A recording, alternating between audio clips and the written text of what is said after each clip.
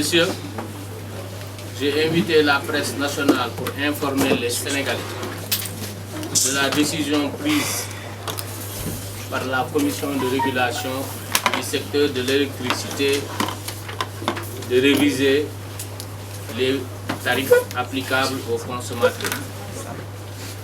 J'ai décidé moi-même de vous parler dans un langage de vérité. Et chaque fois que la situation l'exige, je m'adresserai à vous. Cette situation n'est pas inédite ni nouvelle. Nous avons connu dans le passé un contexte mondial qui avait exigé une révision pareille du prix de l'électricité. Donc rien de nouveau, cette précision me semble importante. Le gouvernement du Sénégal s'est toujours opposé à une révision brusque des prix de l'électricité, supportant ainsi toutes les conséquences sur le plan micro et macroéconomique. Ce fut une mesure sociale. La subvention de l'électricité a coûté 318 milliards de francs CFA à l'État du Sénégal. Aujourd'hui, le réajustement des tarifs est inévitable. Toutefois, il faut reconnaître qu'elle n'est pas généralisée, car les consommations domestiques ne sont pas directement concernées.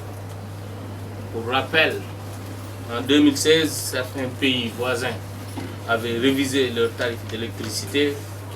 Je citerai le Ghana, le Mali, la Guinée, la Côte d'Ivoire et la France même envisage de le faire. Cette tendance donc s'est imposée presque à tous les pays producteurs de pétrole ou de gaz et même non producteurs. Le Sénégal, qui est dans le même environnement économique, ne pouvait plus continuer à éviter l'évidence et la vérité des prix. Le réajustement s'impose à tous. Alors, même si nous avons choisi de faire des aménagements pour des raisons sociales, contrairement à d'autres pays. C'est pourquoi la Commission de régulation du secteur de l'électricité, conformément aux dispositions de la loi 98-29 du 14 octobre 1998, en son article 28, a approuvé par décision numéro 2019-48 du 19 avril 2019 la nouvelle grille des tarifs de l'énergie applicable à la clientèle de Sénégal. Ces tarifs seront appliqués sur les consommations d'électricité à partir du 1er décembre 2019. Par conséquent, l'application de cette nouvelle grille ne concernera que les factures à payer en janvier 2020 pour les clients facturés mensuellement et en février 2020 pour les clients qui sont facturés par bimestre, dont la plupart sont des clients domestiques. Elle impactera cette clientèle domestique qui, je le rappelle, à fin 2018 est à 1 131 053, comme suit. Les ménages à faible revenu, qui représentent 50% de cette clientèle, ne connaîtront pas de hausse. Ça veut dire 611 203 ménages ne verront pas leur facture d'électricité connaître une hausse. 300 000 clients domestiques auront une hausse de 2,7%. Quand on cumule ces deux rubriques, on a donc 87% de cette clientèle qui a une hausse maximum de 3%. Les autres ménages connaîtront une hausse entre 7 et 10% après la baisse de 10% qui leur a été opérée en 2017. Le souci donc de M. le Président de la République de protéger les ménages à faible revenu et leur pouvoir d'achat est encore démontré. Les clients moyenne tension et haute tension, généralement appelés les clients industriels, connaîtront une hausse de 6% après la baisse de 4% de 2017, soit une hausse de 2% sur la période. Ce qui est supportable au regard de la continuité et de la qualité de service qui leur est fourni, si on compare à la situation d'avant 2012 et du niveau de hausse opéré dans certains pays, comme nous le rappelons, la plus faible hausse pour ces mêmes clients dans nos voisins est de 3%. Et nous, on vient d'opérer juste 2% pendant toute cette période. Senelec a besoin de disposer de ressources financières qui lui permettent de réaliser les objectifs de performance qui lui sont fixés par l'État dans son contrat de performance. Les objectifs de performance sont essentiellement la fourniture d'une énergie suffisante à moindre coût, le développement des réseaux pour raccorder un nombre déterminé de clients chaque année. Je rappelle que le président nous a fixé comme objectif l'accès universel à l'horizon 2025. La fourniture d'électricité dans des conditions de qualité fixées.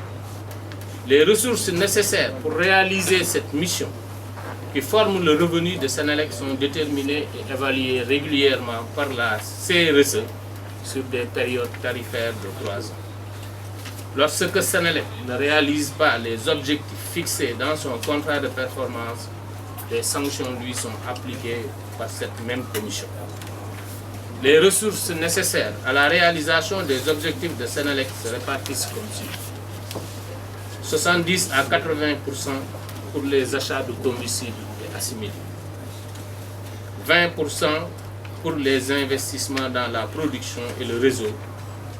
10% pour les autres charges de gestion, dont les salaires. Le revenu de Senelec est ainsi tiré de 2 sources possibles. Les recettes issues de la vente d'électricité, donc des tarifs appliqués aux consommateurs, et la compensation versée par l'État. Je rappelle juste que le réajustement tarifaire n'augmente pas le revenu de Senelec. Mais ce réajustement ne fait que faire bouger la répartition entre les revenus tirés des ventes d'électricité et la compensation versée par Senelec. Donc un réajustement tarifaire ne permettra pas à Senelec de disposer de plus de revenus parce que son revenu maximum autorisé est déjà arrêté par la commission de régulation. Ainsi, pour le trimestre commençant le 1er avril 2019, le manque à gagner par Senelec est de 12 milliards, correspondant à une hausse de 26,3%. Et lorsque Senelec a sollicité la commission de régulation, cette dernière a saisi l'État pour lui demander est-ce qu'il faut appliquer la hausse de 26,3% à la clientèle ou bien l'État va prendre une partie. Le gouvernement a accepté de prendre en charge les 20% de la hausse, ne répercutant que les 6% en moyenne à cette clientèle.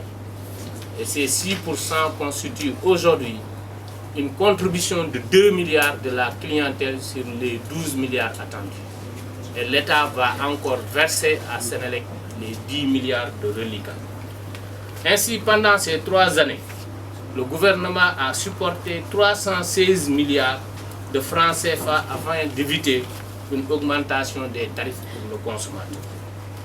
En outre, le gouvernement n'a pas appliqué depuis lors la redevance d'électrification rurale, qui est de 0,7 francs le kilowattheure, ce qui constituait jusqu'à présent une autre forme de subvention des gens qui n'ont pas accès à l'électricité à ceux qui ont accès à l'électricité.